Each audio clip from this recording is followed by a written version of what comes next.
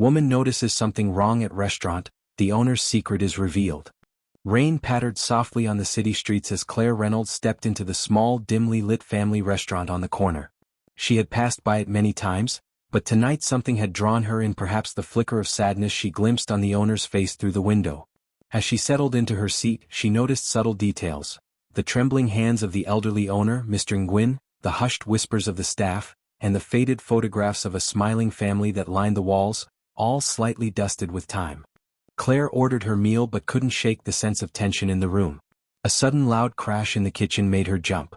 The owner rushed to help a young dishwasher, barely 16, who looked pale and frightened.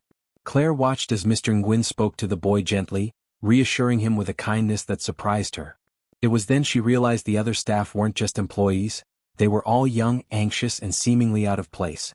Driven by instinct, Claire engaged Mr. Nguyen in conversation when he brought her the check. She learned that many of these kids were runaways, orphans, and refugees, whom Mr. Nguyen had quietly taken in and given shelter and work.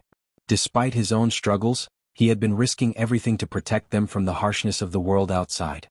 The twist came when Claire discovered that Mr. Nguyen was terminally ill.